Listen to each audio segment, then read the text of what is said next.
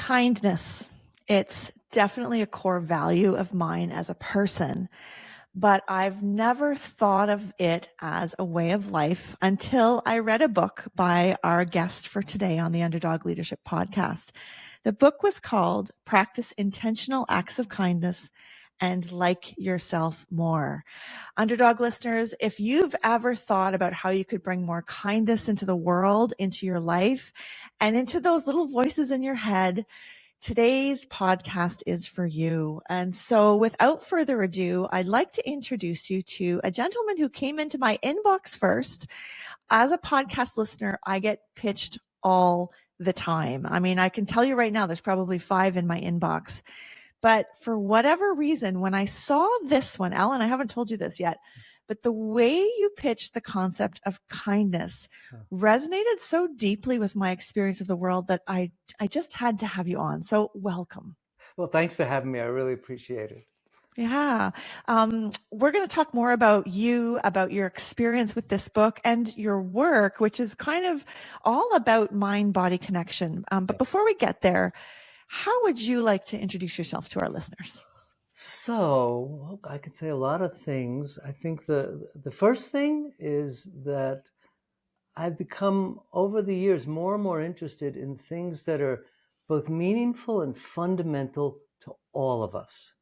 So I work in many different countries around the world, and I find that the values that, for example, that I talk about in the book, they're the same values everywhere.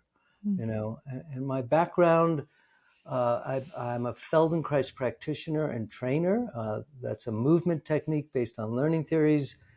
We work with people with orthopedic, neurological problems, issues around self-image, athletes, etc. And I train people how to do that. It's a 4-year training. And that actually led me to the ideas of liking ourselves more, which then morphed into the idea of kindness. So, yeah. So if you've been a listener to this podcast, you'll have heard me say the question, if you truly loved yourself, what would you do next? And when you and I had a sort of a quick conversation earlier this month, your comment to me really stuck with me. You said, but Jenny, I found that was too far for most people. Tell me more about that. Well, I think the idea of loving ourselves is really important, and it's part of all cultures in terms of religions, spiritual traditions, just practices of every kind. But I found that the idea of loving ourselves is beyond the scope of what most of us are capable of. And this idea of liking ourselves more is like an earlier approximation of how we can eventually love ourselves more. And, you know, in either of these things, whether it's liking ourselves or loving ourselves more, it's always on a continuum and never complete.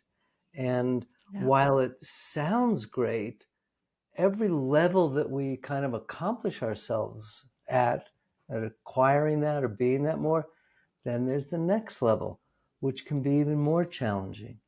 So, and I think, I don't know if I told you the story. I was at a workshop called the Hoffman process, and it's a lot of it about loving ourselves more. And in that workshop, you're not allowed to say what you do. It's about 4 or 5 days. Cool. Very interesting. And the very last day, you kind of reveal what you do. And it's kind of surprising because you have all these impressions of people, and then you find out that's what you do. Wow. And I was talking with about 4 or 5 people afterwards. We knew what we all did. And I was talking about the Feldenkrais method. And I said, actually, what I do is I help people like themselves more. And they all said, oh, that sounds a lot easier than loving ourselves. Interesting. And that really stuck with me. Yeah. You have a quote in the book that says, I have never met anyone who didn't want to like themselves more, right? Yeah. I was teaching a workshop in Sweden once. And so look, when I talk about this idea, I always stop at some point and I say, well, before I continue, I have to ask, is there anyone here who doesn't want to like themselves more? And usually you get a kind of sheepish kind of smile like that.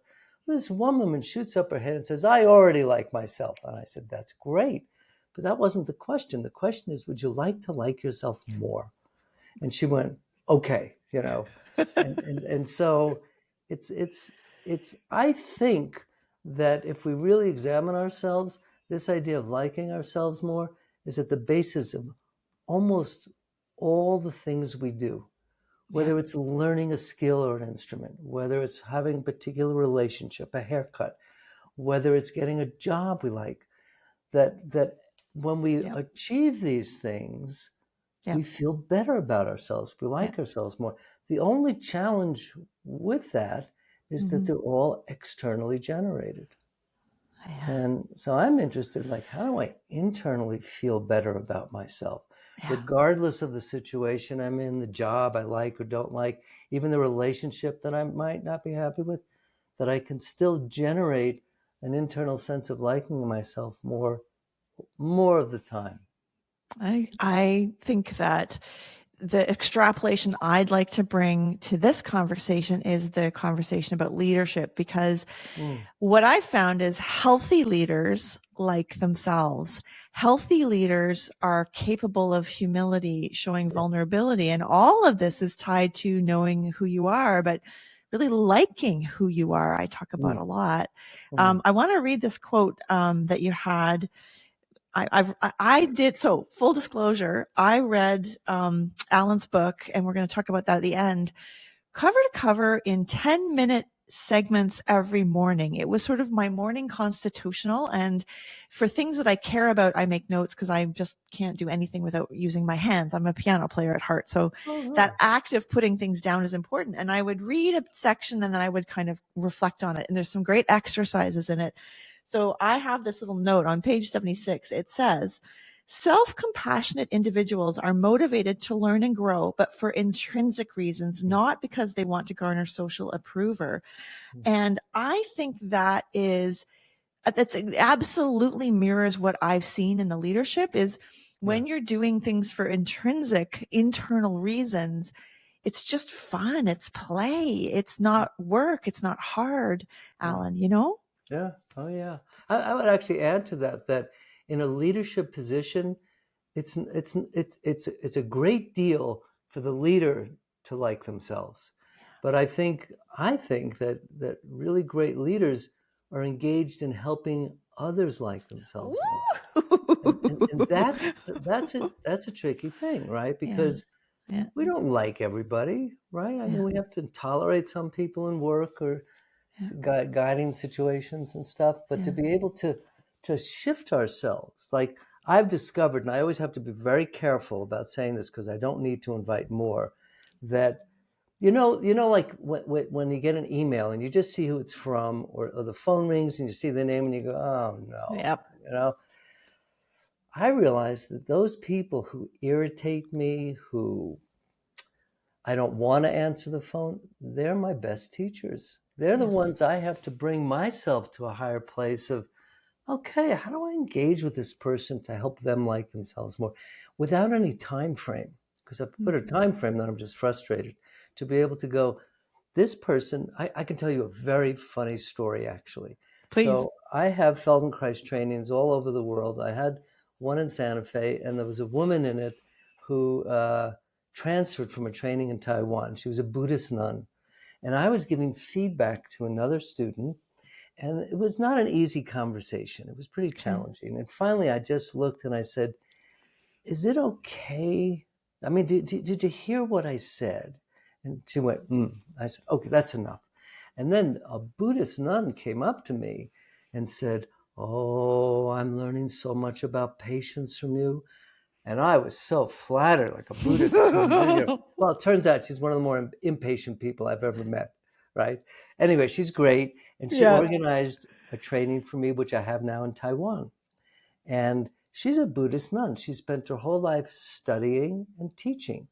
She has no concept even about running a business, much less a training program with 40 some odd people and dealing with all the stuff that goes on in that. And I honestly, I mean, there's so many times where she writes an email and I go, no, don't send that. You can't, because she just doesn't have a clue. Right. And then I finally realized, oh, and at first I started getting really irritated and I thought, I'm going to spend 4 years doing this. This is great. And then I went, no, she's my teacher about patience. And I it's love that. great. And she laughs at it. We talk about it, Yeah. it's really sweet Yeah. relationship. So, So the yeah. takeaway there, what I interpret is that that's that old the judger versus the learner. Right? Why is that person so annoying versus what's my role here or what am Yeah. I to learn? Yeah. And as a lifelong learner, I mean, anybody who knows me, I have had multiple careers, sort of versions of careers. And I love this idea, Alan, and it was very inspiring in the book that we can just be a little bit better than yesterday. Yes. Like if we just break it down to continually showing up a little Right. better. Yeah. But I think your comment about leaders not just believing in their team, because I don't think I know anybody who doesn't believe in their team, but helping, I'm going to take this away, helping their team like themselves better every day, Yeah. showing, appreciating, Right. being kind, which I want to be clear, this isn't like, kumbaya in the fields, providing direct feedback, Right. suggestions, advice for improvement, Right. not just because you deserve it, you're responsible for it, but because they deserve to hear it. Yeah. Yeah. Absolutely. Yeah. And it's something that, in addition to just being a little bit better each day, well, Yeah. I would say, I would look at it this way, that the idea of helping someone like themselves more first shows up as an attitude. Right. It's not necessarily concretized into something that I know what to do or how to do it with this person. Yeah. Yeah. But the attitude, in my private practice as a Feldenkrais practitioner, I've worked with thousands of people over many years, and sometimes someone would come and I'd be intimidated. It might be their role in the world and who they are, how they present themselves, or it might be the condition they have that I'm at a loss of how to work with them. And Yeah. in those situations, my habit had always been to retreat, to pull in, to have this gnarly conversation in my head. And I learned to just lean forward and think, how can I help this person like themselves more? And that's going towards something Yep. instead of pulling away. And that makes all the difference. Yeah. Yeah. I think you trigger the curiosity Yeah. rather than the intimidation, right? And you Yeah. show up open and whole. I love that. I Yeah. absolutely love that. Okay. So let's talk a little bit about Feldenkrais. I'm sure that's a big word that not a lot of people know on this I thing. know. And I'd love you to move more to the mind body connection. Okay. Go there. Tell us more. So the first thing is Dr. Feldenkrais really didn't like that expression of mind body, which is a Cartesian idea that's ruled our cultures for many, many hundreds of years. And he always talked about the self. Yeah. And the self is more inclusive, because I've never seen a mind without a body. Well, maybe I've seen a few bodies that seem like they don't have minds, but that's another issue. Right. Yeah. Yeah. Right. And so the Feldenkrais method was developed by this Israeli physicist who hurt his knees, destroyed his knees actually, playing soccer as a young man. And he couldn't figure out why some days they hurt and some days they didn't hurt. And he became his own laboratory, and he started reading more anatomy and neurology, and applying the principles of physics and systems theory to it. And he found out that on the days his knees didn't hurt, he used his pelvis differently. Huh. And he went on to become one of the first Westerners to get a black belt in judo. And he had bad knees till the day he died. But here's the kicker. He could do what he wanted to do. Yeah. So many times people look for a mind-body connection or a different sense of self, but it's often related to an idea, not to something concrete. What do I want to be able to do in my life that I can't do now? And so, as I mentioned briefly in the beginning, I work with people from all walks of life. Mm-hmm. And Feldenkrais just practiced on himself and developed it and started writing books on it. And then he developed first a modality called functional integration, which is hands-on. Okay. And we work with someone fully clothed and fully, I work with infants who are challenged, so anybody can improve through movement. That was his contention, right? And he understood movement at a very deep level. And then he developed the class work called Awareness Through Movement. And that's a series of guided movement sequences that people are led through that affect changes in breathing, posture, range Yeah. of motion, self-image. And he did that because he thought, I can only touch so many people in a day. How can I reach more? And so I started doing that full time in 1983. And that's still all I do, you know? Wow. And I think what was I going to say there? His idea was, how can we make our lives easier and more comfortable? Yeah. And Yeah. I took Yeah. that for me a step further, which is, how can we like ourselves more? Mm-hmm. And I know there's a Mm-hmm. chapter in the book, but this story preceded that, which is in these guided movement sequences I'd lead people through. I started asking a question. I said, I'm going to ask you a question. You answer it internally, but notice if it makes a difference. So the movements are very small and gentle, right? So that your attention can wander through yourself. And I said, notice as you're doing this movement, are you moving in a way that you like the way it feels? Mm. And if the answer is yes, great. But if not, I think that's significant. Yeah. The I biggest love gift that. I got from that. Now, so you know, I talked before about all the external ways we can grow ourselves, like ourselves, which are valuable, right? But this is like going in through the back door. It's outside Mm-hmm. of the everyday context of who we Mm-hmm. are. Mm-hmm. And who knows if you're moving in a way you like yourself or not. So let's pause right now. Yeah. Wherever you're listening to this podcast, what are you doing? Oh, You yeah. know, are you moving in your body comfortably? Have you even noticed your body or your breathing in the last 5 minutes? I mean, sometimes I find I get into my performative mode, right? And it Uh-huh. can happen very easily on a podcast, and I hold my breath or I squeeze Yeah. my legs, and just for this moment to notice. And I love this idea of enjoying the movement.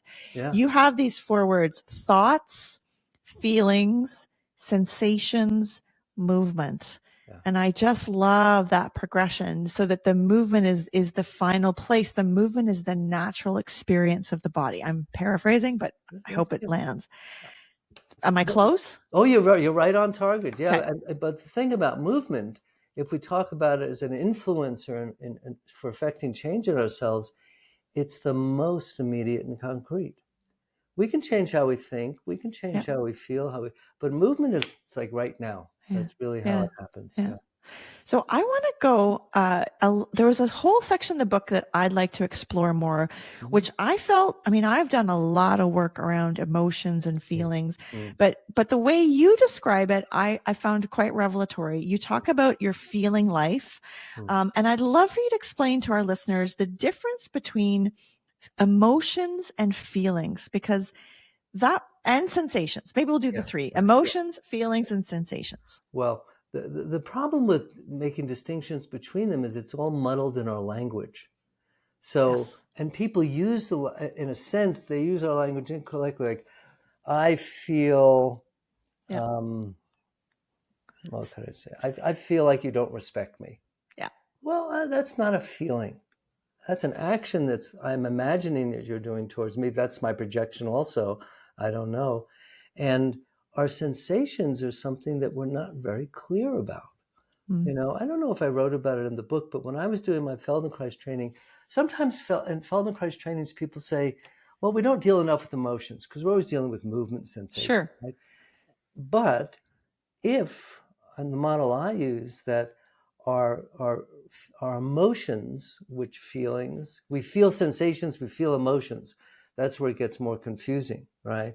Yeah. But if I'm practicing sensation through these small movements all the time, I'm clarifying the sensations that are the building blocks of my emotional life as well. So like in the first year of my training, I used to have a bad temper. I didn't hit anybody, but I would throw, I'd just go off. And Really? yeah, I yeah. find that hard to believe, Hey, because yeah, me too now. But boy, yeah. it was really there. And I was walking to my girlfriend's house from the train, and I was like, something was going on. And all of a sudden I Yeah. realized I'm angry. Oh, And I, okay. and I realized that the threshold of sensing myself changed. So if here I was feeling something, boom, I'd explode, right? But I started to sense that sooner, Right. and then I could identify it sooner, right? So many pieces of this, right? In coaching, we talk about that moment between the sensation and the response as this special spot. And so, right? So we're talking about the same thing, but a different language. And so, the emotions are universal. They arise from our experience, though we are not always conscious of them.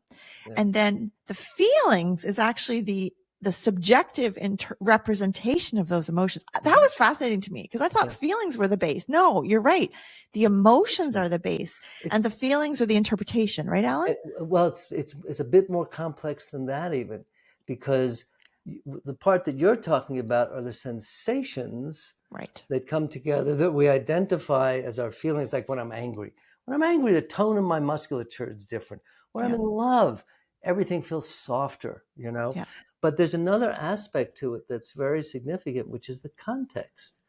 Because I can have the same sensations in a different context, and they have a completely different meaning and interpretation in terms of what I think I'm feeling, And actually, you said something, I can't remember, it was just a minute ago, and you were talking to the audience and saying, notice the feeling, right?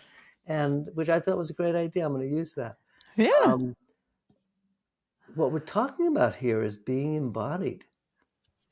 But what does that mean? That word is tossed around just randomly. Totally. We'll have a clue what it means to be embodied. And I think one way of looking at being embodied is being able to recognize through my sensations, the context, the feelings I have, and I don't have to just jump and react. I can respond.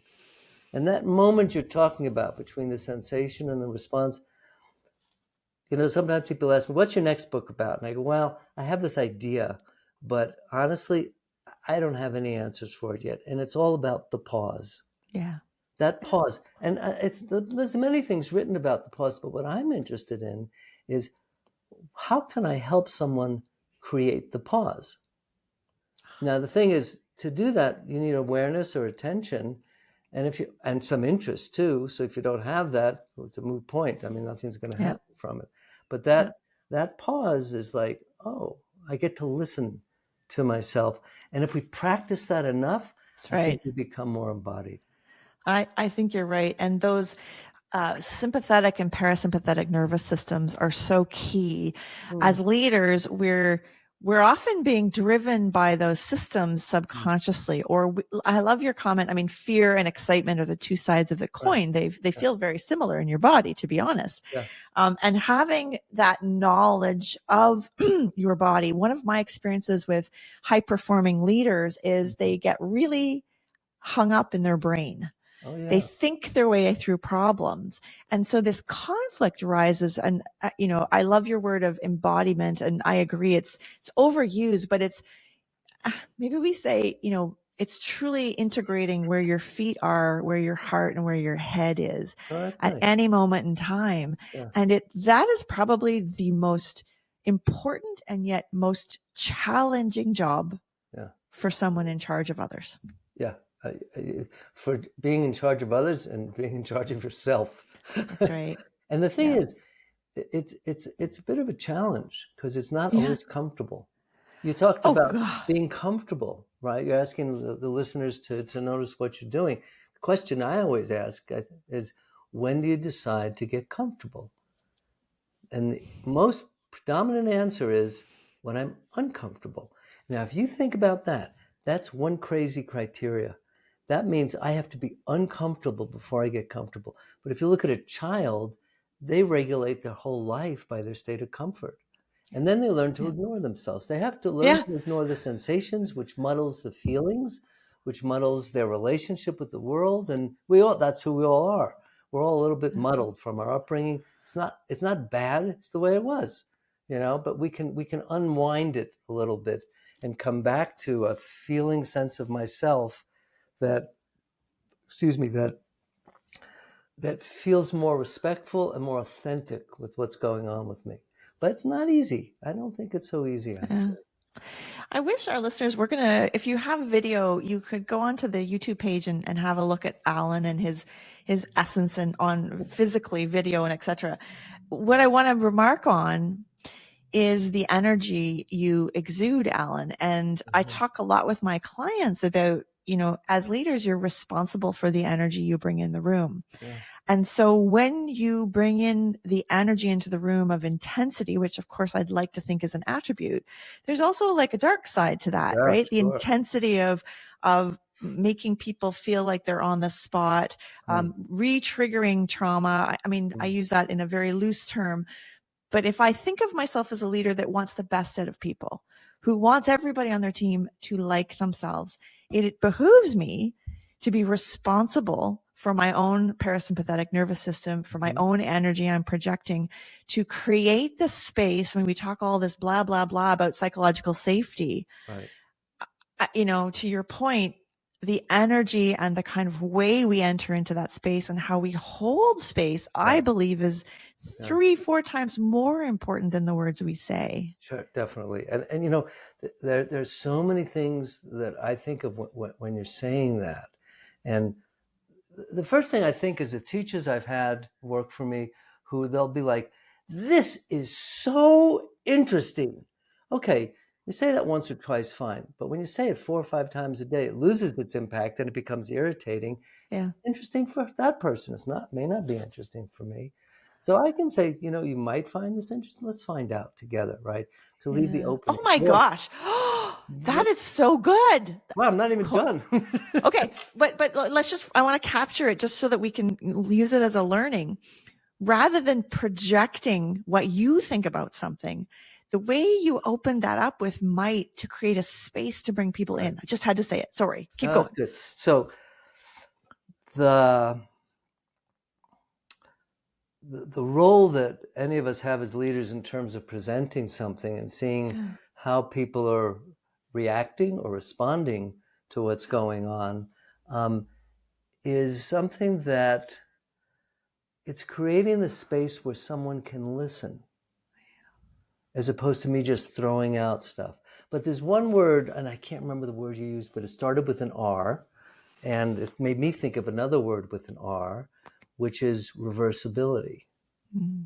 The ability to observe, my audience is freaked out. I need to back up a little bit. Yeah. Right. Yeah.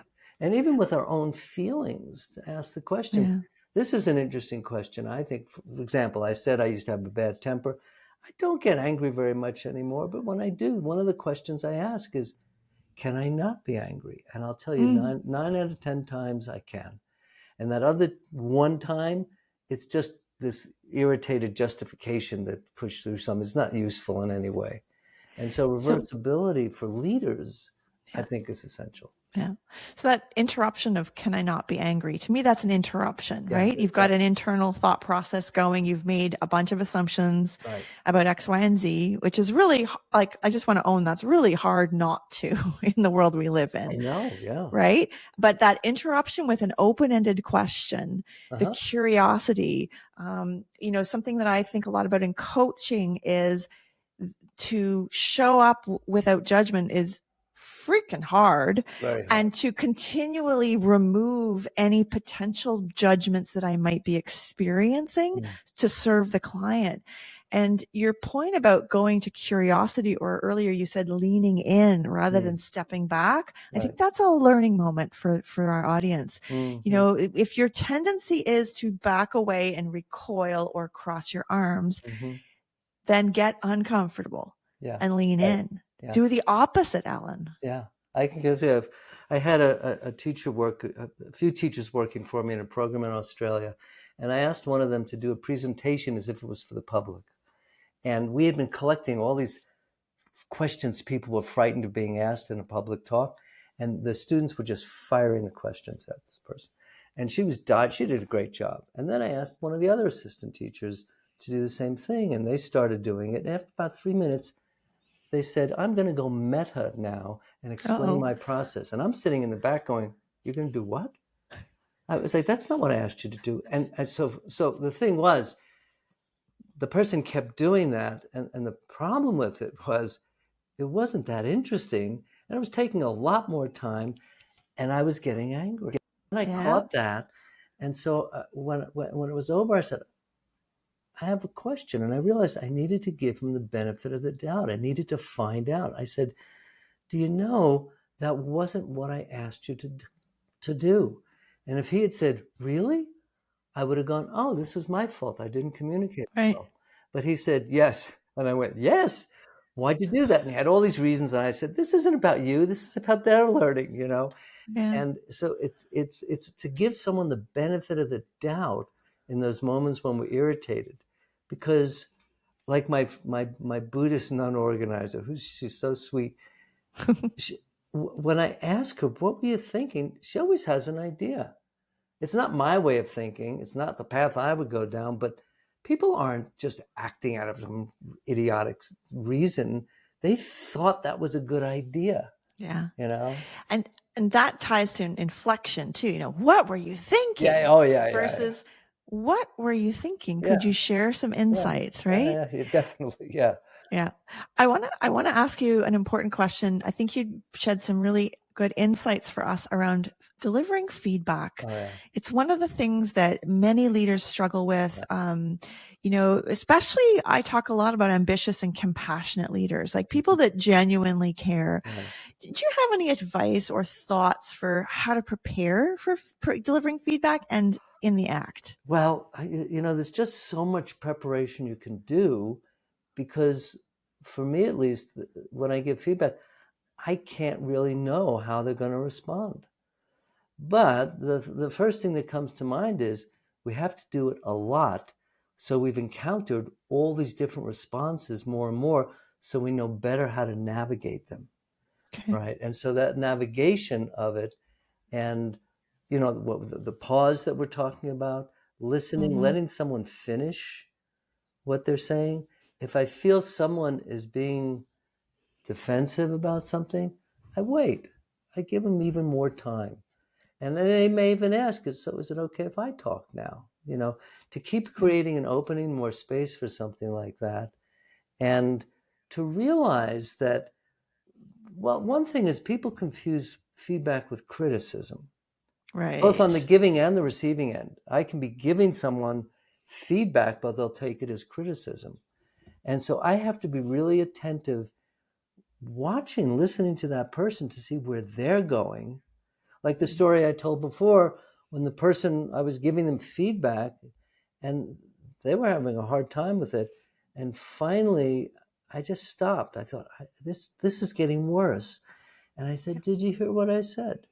And if they said no, I would have said, let's do this another time. You know, I mean, the question then brings up, like, is the feedback essential at this moment? Can it happen tomorrow? You know? And if I know that a person has a hard time with, like, look, I've had many people, and this I find kind of odd, but I do it sometimes. And I say, for every bad thing you're going to tell me 3 good things. And I'm like, that's not feedback. That's your picture of what the world should look like. Okay, I can tell you 3 good things. I don't think it mitigates the feelings that you have when I tell you what you think is bad, because whenever I give feedback, so maybe this is another thing that's important, is how do I give them something concrete to help them change their actions? Yeah. Because otherwise, you're just left with a feeling. Oh, you know what bugs me actually personally is when someone gives me feedback of something, and I can kind of hear what they're saying, but it was like something that happened 2 weeks ago. Yes. And I said, you know what would help me is that if I do that again, tell me in the moment. So I can go, oh, I can see how you're perceiving this. I can see, what am I doing? Maybe I am doing something that's not so good. But looking at it in retrospect is just a story that 100%. We build, and it's a case often against something, so it's not that useful. And just for one second, to go back to all the things that we're talking about, I think these are all at the foundation of kindness and liking ourselves more. So. I completely agree. And Marshall Goldsmith coined the term feed forward, and this idea that you provide information in the pursuit of the next time it comes up. My takeaways are, don't wait too long. my other takeaway is, and I think it's worth saying again, we have to do it a lot. Yeah. So to get better at it, you're going to have to get more uncomfortable, That's right. to your point. That's right. And you may even want to frame it with your team by saying, one of my intentions for the month of August is to provide in the moment feed forward for my team. And I do that in the pursuit of your learning, Right. but also in the pursuit of my learning. Wow. Talk about sitting on the same side of the table as Right. your staff, Yeah. eh? Yeah. And the funny thing is, here's a funny thing. In a conversation like this, in a book, everything it just sounds right.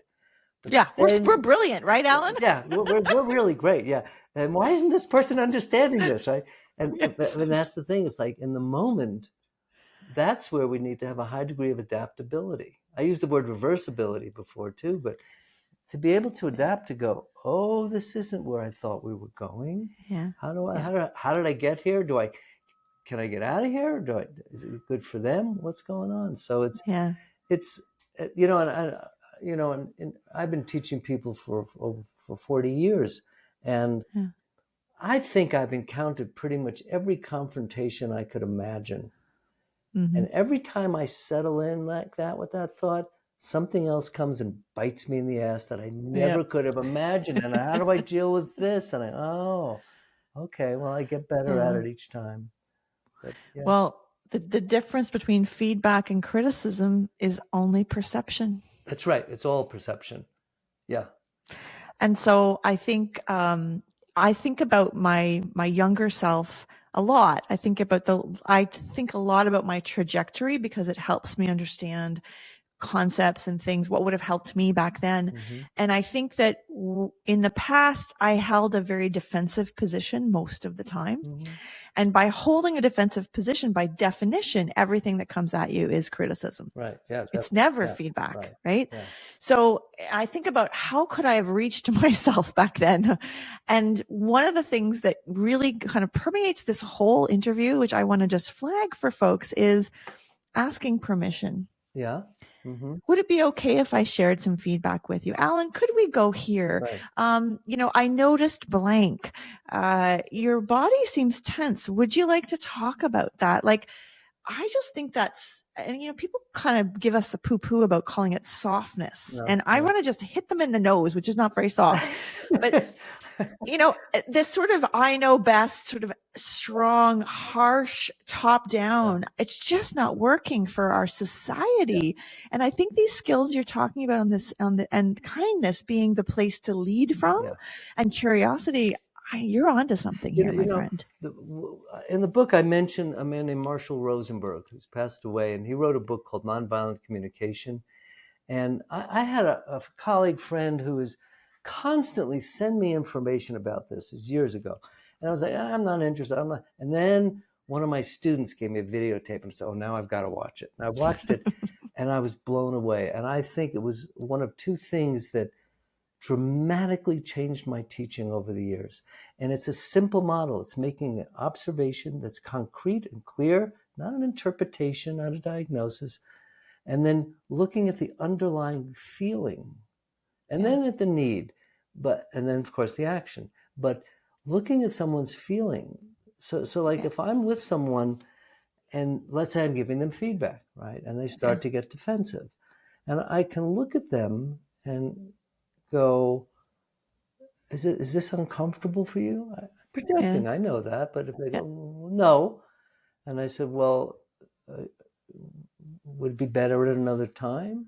No, it's fine. And it's all locked in there. But I keep responding to the feeling self that I'm seeing, not the content. The content always just gets things more strangled, So I think that's a big part of it too. There's so many parts of this that I think can be applicable to our modern world with our polarization. And I'm actually thinking about parenting when we're talking. The words I learned, there was a 4-step thing working with teenagers. And what I drilled it down to in my head was validate and attend. Yeah. So validate Right. the experience, right? And is this uncomfortable for you? Those questions, and then attend to the feelings, not move.